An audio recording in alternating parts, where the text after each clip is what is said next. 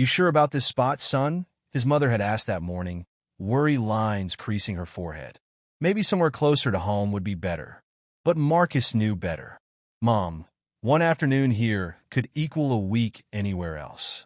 Besides, Dad always says we have every right to be wherever we want to be."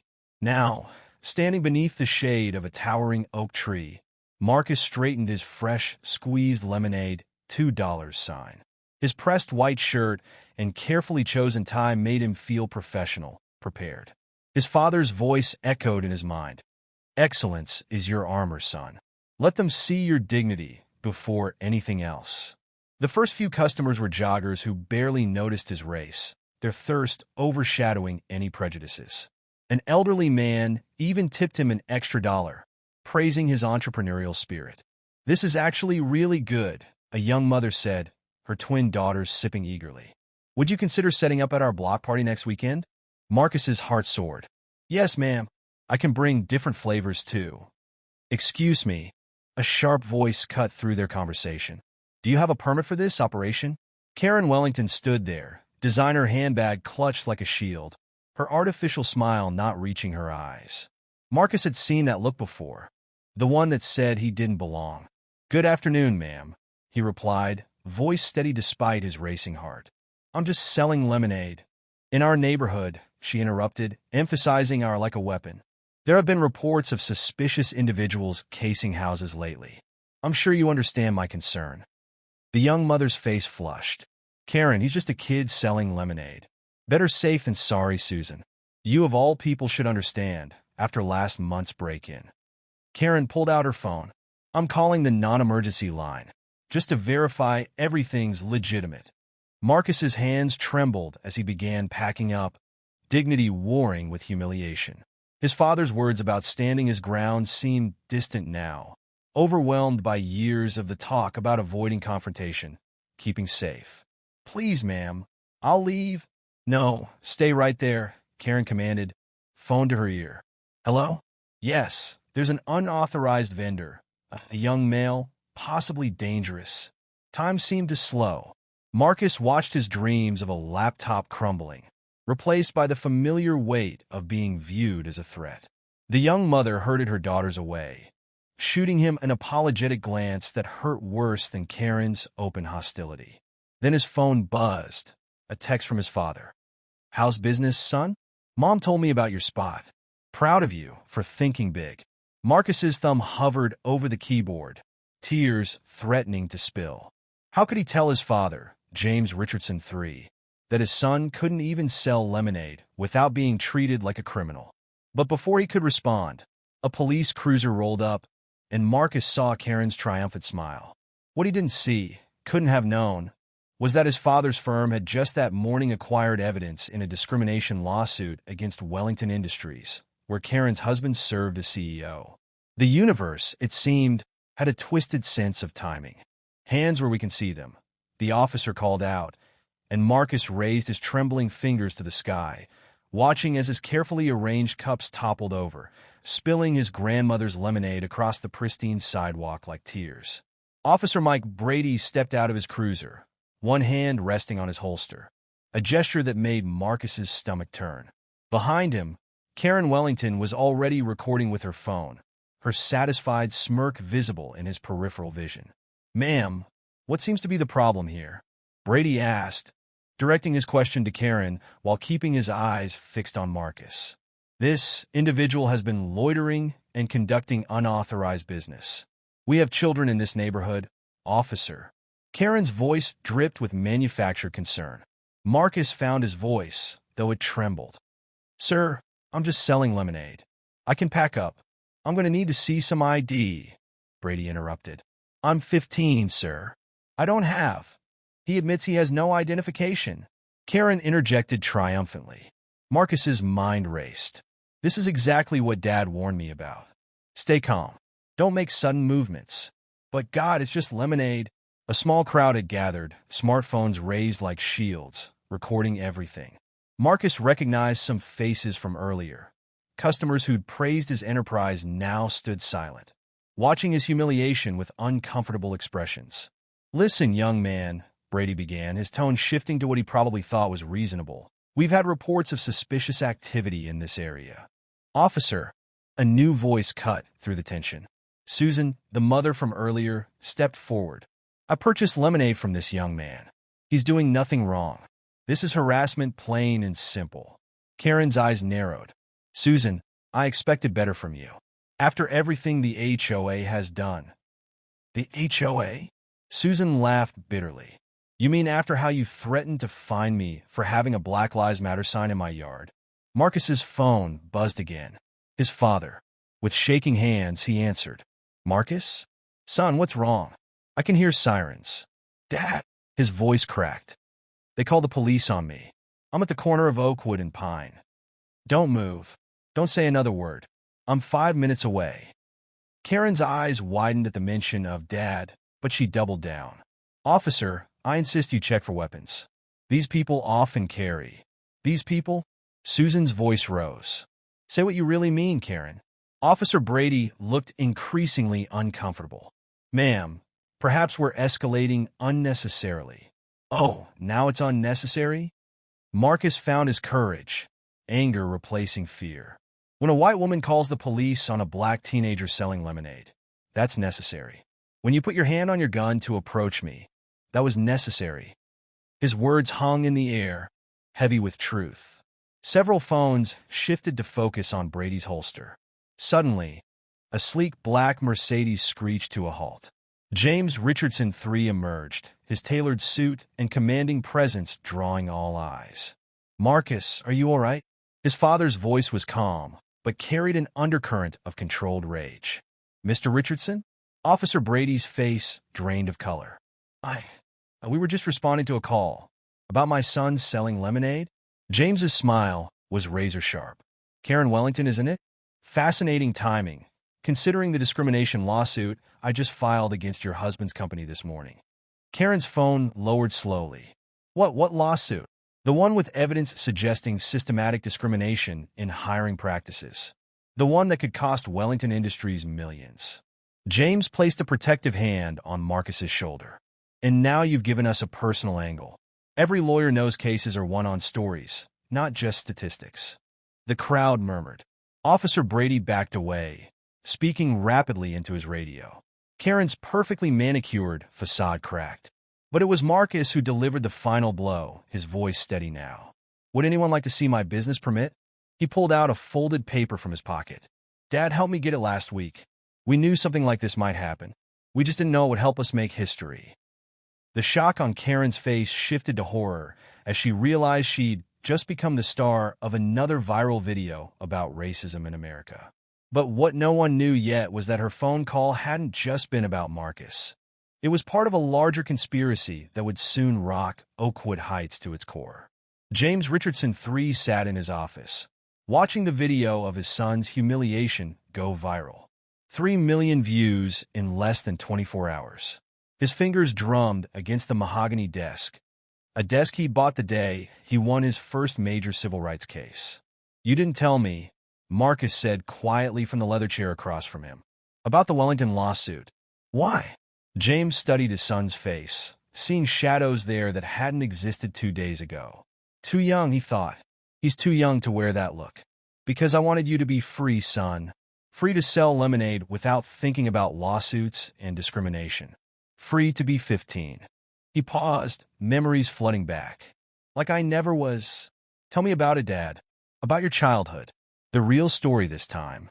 James closed his eyes, the weight of decades pressing down. 1985. I was 12, shining shoes outside Palmer Country Club. Your grandfather, his voice caught. He couldn't find work after speaking at a civil rights rally. Said a shoeshine boy was invisible enough to be safe. Marcus leaned forward. "What happened?" "Richard Wellington happened. Karen's father-in-law. He accused me of stealing his wallet. Had me arrested right there. My shoeshine kit scattered across the pavement." James's laugh was hollow. The wallet was in his golf bag the whole time. No apology, no consequences. Just another Tuesday for him. A knock interrupted them. Lisa Chun, James's lead investigator, entered with a thick folder. "You need to see this," she said, spreading documents across the desk. The Wellington discrimination case? It's bigger than we thought. Karen's call about Marcus wasn't random. Look at these dates. James scanned the papers, his expression darkening. They knew the lawsuit was coming. They've been orchestrating these incidents across the city, creating a pattern of legitimate concerns about minorities in affluent neighborhoods.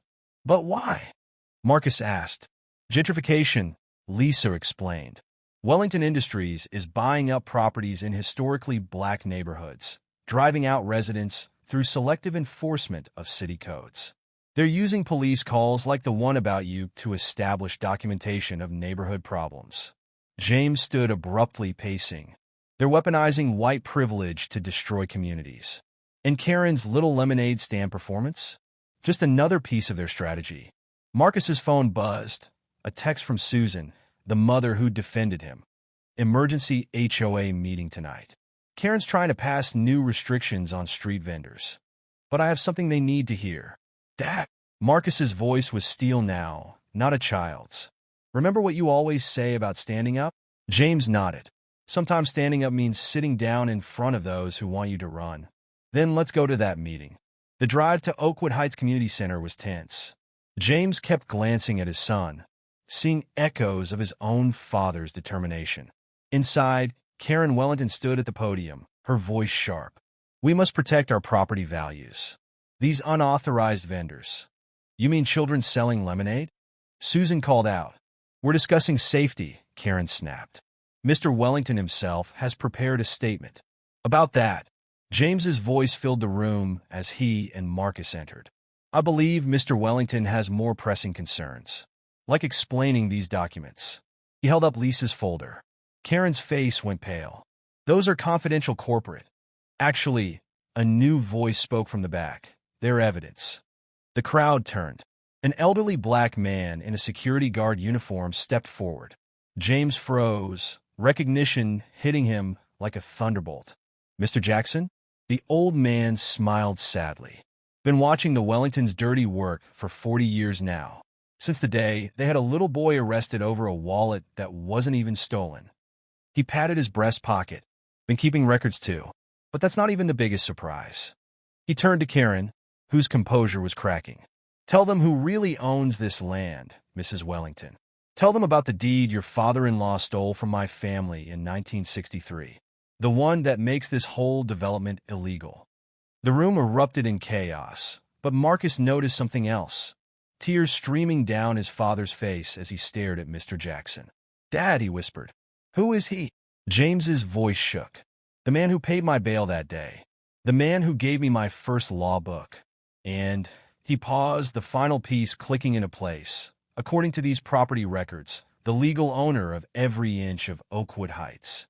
The Wellington Mansion's study crackled with tension as Richard Wellington Sr. slammed his fist on his antique desk, making Karen flinch. You stupid woman, he roared. Do you have any idea what you've done? A simple lemonade stand, and you've managed to unravel 40 years of careful planning. Karen's perfectly maintained facade crumbled. How was I supposed to know the boy was Richardson's son? You never told me about. Silence. Richard Sr.'s face purpled. My own son married a liability. That's what you are, Karen. A liability. In the corner, Charles Wellington, Karen's husband, stood silent, his usual corporate confidence absent. Like a scolded schoolboy, Karen thought bitterly, always cowering before Daddy. The Jackson property records. Charles finally spoke, voice trembling. Are they authentic? Richard Sr.'s laugh was cold. Of course they're authentic. Why do you think we kept that old fool on as head of security all these years? Keep your friends close. He trailed off, pouring himself another scotch. And now? Karen asked. Now? Richard Sr.'s eyes narrowed. Now we destroy them. All of them. I didn't build this empire to watch it crumble because some uppity teenager wanted to sell lemonade. A soft knock interrupted them. Susan entered, still in her tennis whites from the club. You're late, Richard Sr. snapped. Karen's eyes widened. Susan? What are you? Oh, Karen. Susan's sympathetic expression morphed into something colder. Did you really think I defended that boy out of the goodness of my heart? Everything that happened was orchestrated. Well, except your little improvisation with the police. The betrayal stung less than the humiliation, Karen realized. She'd been a pawn all along. The HOA meeting, Karen whispered. You knew Jackson would be there. We needed him to reveal himself, Susan explained. To show his hand. The property records were useless without him coming forward to authenticate them. Rixa de senhor nada da provingle. Susan's been our most valuable asset. A progressive voice in the community, always championing the right causes. The perfect cover. Karen's world spun. Every casual conversation, every coffee morning, every shared secret, all orchestrated. Charles finally found his spine. Father, this is insane. If Richardson gets those records, Richardson won't live long enough to file them, a new voice drawled. Officer Brady stepped from the shadows, his uniform replaced by plain clothes. Tragique car accident. Father and son. These mountain roads can be so treacherous. Karen's stomach lurched. Murder? No, I never agreed to. You agreed the moment you married into this family. Richard Sr. cut her off. The moment you accepted the lifestyle my money provides. Susan's phone buzzed. Her face went pale. We have a problem. Jackson's gone. His apartment's empty. What? Rixa de senhor sotod. Find him. Brady. Get your men. That won't be necessary, a deep voice announced. They turned to find Mr. Jackson in the doorway, but he wasn't alone.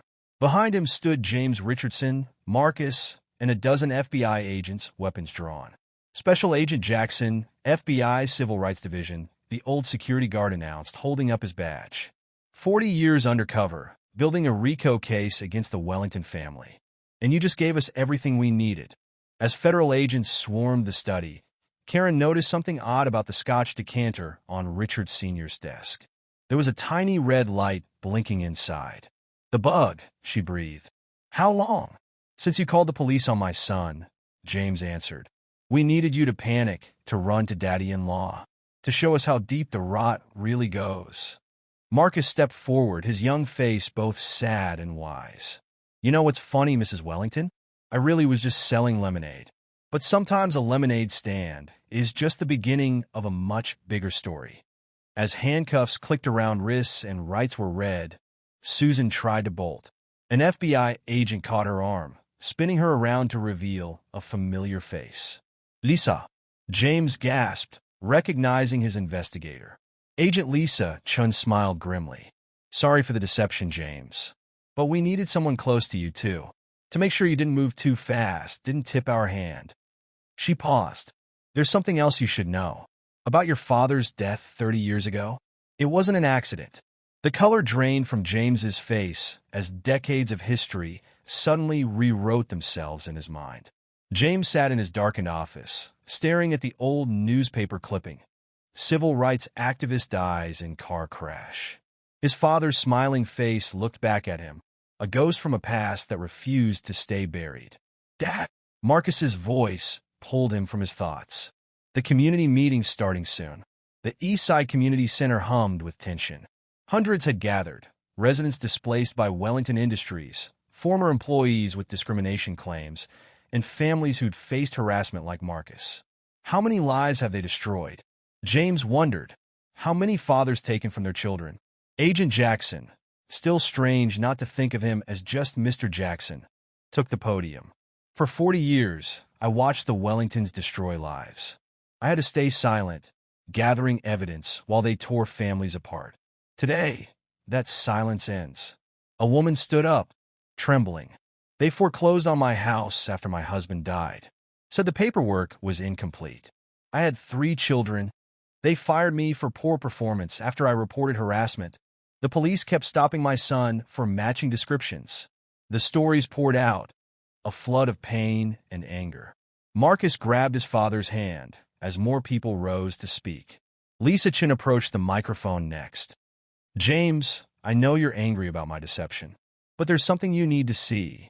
She played a video on the large screen. Security footage from 1993. James's father arguing with Richard Wellington Sr. in a parking garage.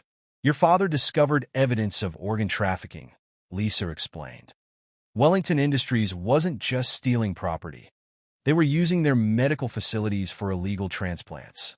Poor people disappearing from their neighborhoods. The room erupted. James felt the floor tilt beneath him. Dad didn't just die for speaking out. He died for trying to save lives. There's more, Agent Jackson said softly. Your father left something with me. Insurance, he called it. He handed James a thick envelope. He knew they might come for him. Inside was a detailed ledger, names and dates spanning decades. But what caught James's eye was a familiar name. Susan Mitchell, listed as adopted, original name redacted. Susan?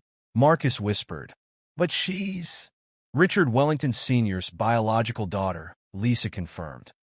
Given up for adoption, then groomed to infiltrate the community.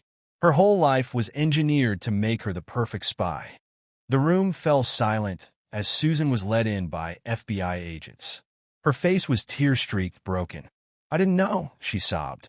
About the organs, about James's father. They told me I was helping clean up neighborhoods, making communities safer. I believed them because believing was easier than facing what they really were. What I really was. James stood, his voice raw. You defended my son. Because in that moment, I saw what they'd made me become. What they'd stolen from me. Not just my identity, but my humanity. Suddenly, a young man burst into the room. They're demolishing houses. Right now, Wellington crews are tearing down homes in the East End. But they're under investigation, someone shouted. They can't. They're destroying evidence, Agent Jackson realized. And probably people's lives in the process. The crowd surged toward the doors, but James raised his hand. Wait, this is exactly what they want. Chaos, confusion, more chances to paint us as violent troublemakers. Marcus stepped forward, his young voice carrying across the room.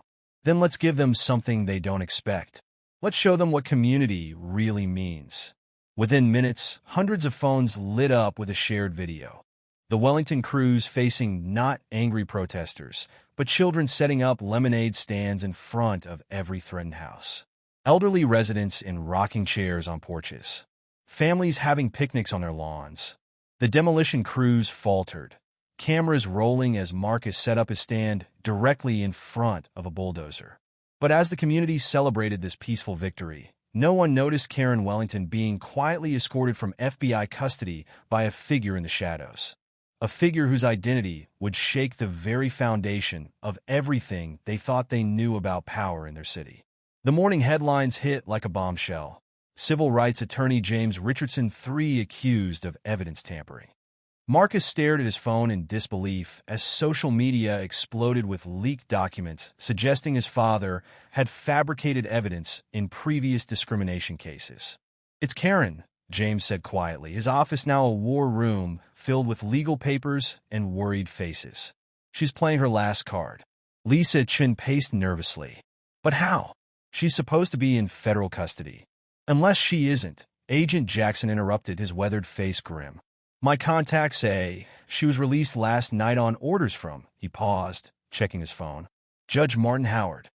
James's head snapped up. Howard? But he's always been an ally. He ruled in favor of civil rights cases consistently for realization dawned. Too consistently. He was their plan all along. Marcus watched his father's face, seeing the weight of betrayal settle on his shoulders. How deep does this go? He wondered. How many people are wearing masks? Dad, Marcus said suddenly. Remember what you told me about recording everything? James looked up. Your phone? From the lemonade stand? Marcus nodded, pulling up a video. I never stopped recording, even after Karen made the call. I caught something in the background. The footage played, showing Karen on her phone. But it was the barely audible conversation behind her that made everyone lean in. Mayor says it's done. Howard will handle Richardson if necessary. 40 years of planning won't be undone by some kid. Agent Jackson's face hardened. The mayor. Of course. The one person who could authorize both construction permits and police actions. But why? Lisa asked. What's worth all this? James opened his laptop, fingers flying across the keyboard. Follow the money. Every major city project for the past 4 decades. Every urban renewal initiative. Every displaced community. His voice trailed off. Oh my God!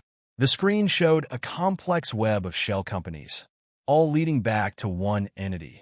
Wellington Medical Research. The organ trafficking, Marcus whispered. It never stopped.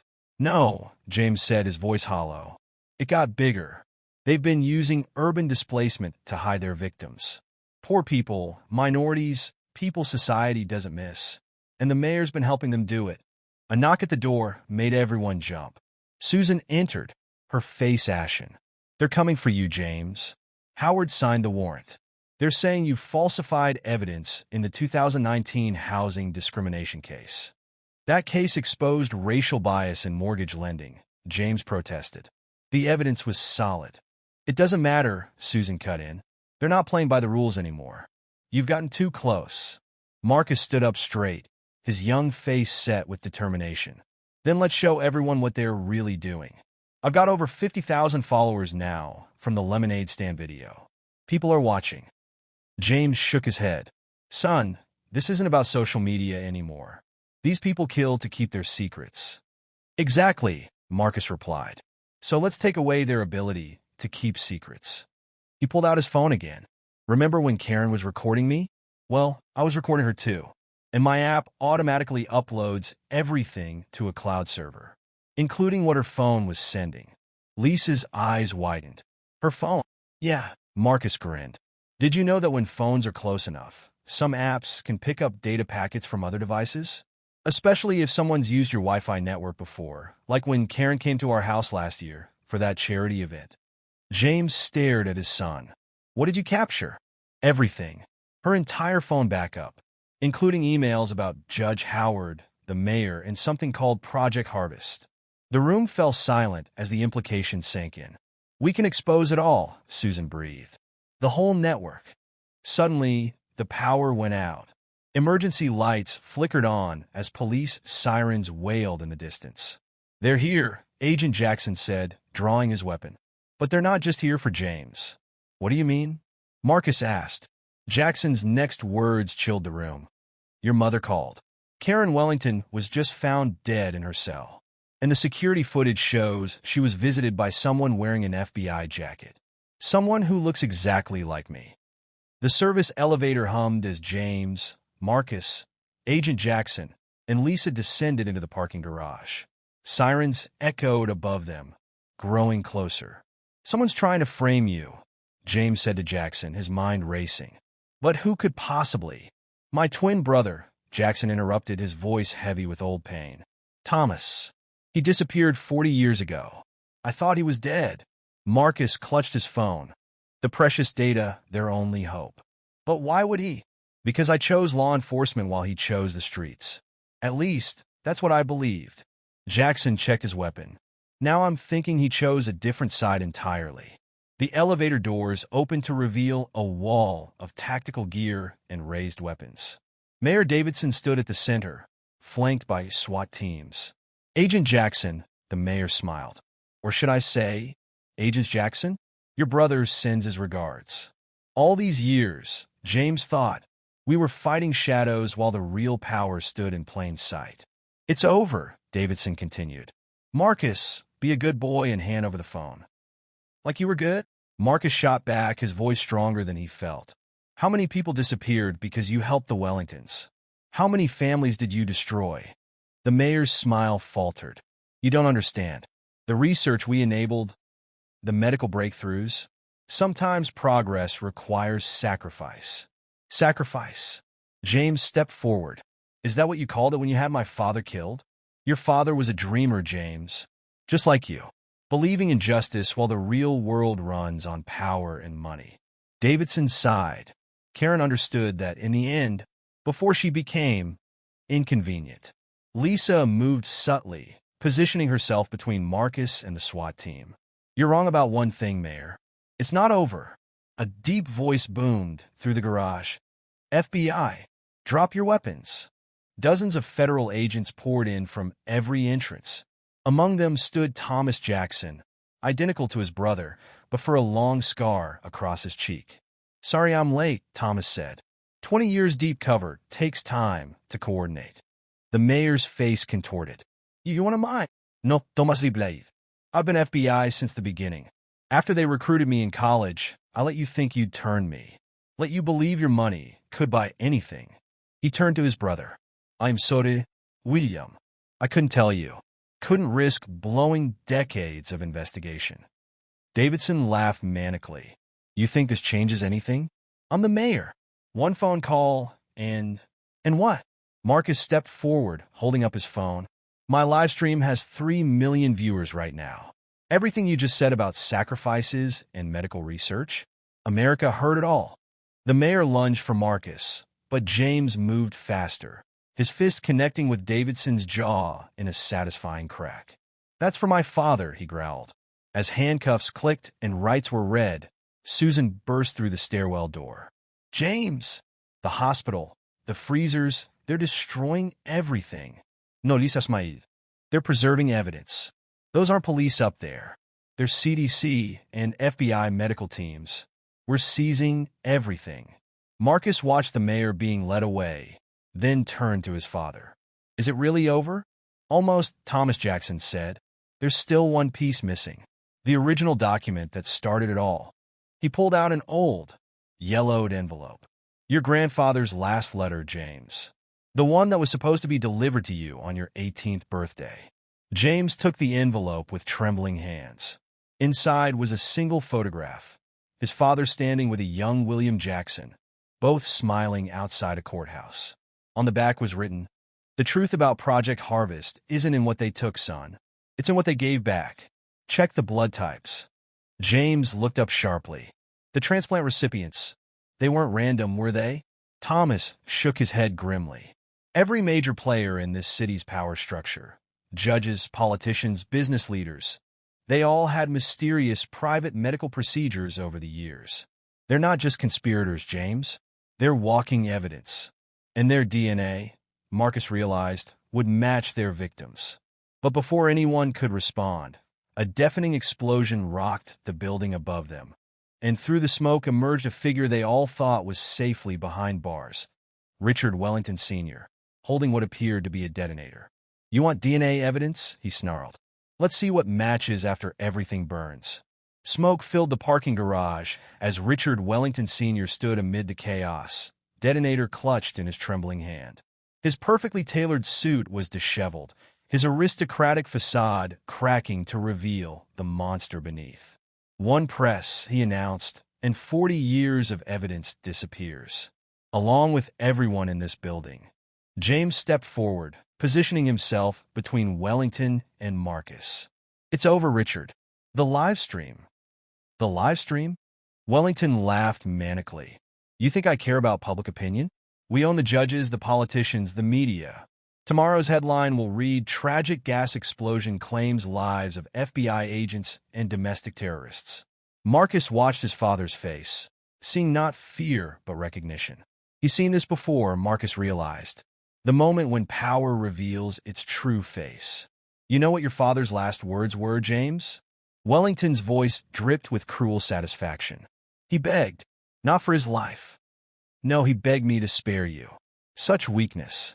My father, James's voice was steel, taught me that real strength isn't in what you can take from others. It's in what you're willing to give up for what's right. Wellington's finger tightened on the detonator. Poetic. But poetry doesn't change the world. Money does. Power does. Fear does. No. Marcus spoke up, his young voice carrying through the smoke. Stories change the world. And your story ends today. A new voice cut through the tension. He's right, Dad. It's over. Charles Wellington emerged from the smoke, his face streaked with tears. I got the alert about the explosives. I knew. I knew it had to be you. Charles, Richard Sr. snarled. Get back. I'm doing this for our legacy. Legacy? Charles laughed bitterly. I got my test results back last month. The transplant you arranged for my heart condition when I was 12? The donor was Marcus's aunt, Emily Richardson. James staggered. Emily? She didn't die in a car accident. No, Charles continued, moving closer to his father. She was selected because she was a perfect match. A healthy 12-year-old girl, sacrificed so your son could live. He turned to James. I didn't know. God help me, I didn't know until I saw the DNA results. Richard Sr.'s hand shook. Everything I did for you. Notarle step closer. You did it for power. Even your love was just another form of control. The detonator trembled in Wellington's grip. Stay back. You'll what? Marcus called out. Kill your own son? Again? For a moment, the garage was silent except for the distant wail of sirens. Then Wellington's face contorted into a final, terrible smile. Perhaps it's fitting. Father and son. One last time. He pressed the button. Nothing happened. Looking for this? Susan emerged from behind a pillar, holding up a small circuit board. I learned a few things growing up as your secret science project. As FBI agents swarmed Wellington, Marcus turned to his father. Dad? About Aunt Emily. But James was already moving, wrapping Charles Wellington in a fierce embrace. You were just a child too, he whispered. We both were. Months later, at the opening of the Emily Richardson Memorial Legal Clinic, Marcus stood behind a familiar lemonade stand. But now, the sign read, Proceeds support free legal aid for organ trafficking victims. Charles Wellington, wearing a prison-issued jumpsuit, testified via video link about decades of corruption. Judge Howard, the mayor, and dozens of city officials faced justice. The transplant recipients, confronted with the truth about their donated organs, became key witnesses. As the summer sun set on the new clinic, James watched his son serving lemonade to a line of people, rich and poor, black and white, all equal in their thirst for justice and healing. You know what's funny? Marcus said later. All this started because Karen Wellington couldn't stand seeing a black kid succeeding in her neighborhood. But in trying to tear us down, she helped us expose the truth, James finished. Sometimes the smallest acts of hatred can trigger the largest waves of change. Susan approached them, holding a final piece of evidence, a recording of Karen Wellington's last words. She pressed play. I thought I was protecting my world. Karen's voice was thick with regret. But my world was built on stolen lives, stolen hearts, stolen dreams. The real thieves weren't the ones selling lemonade on street corners. They were the ones selling human lives in country clubs. But even as justice seemed served, a single security camera caught an impossible image. Thomas Jackson, leaving the building with a familiar-looking file. Or was it William? And in his hand, a phone containing one last secret that would shake their world again. The truth, it seemed, had more layers than anyone suspected.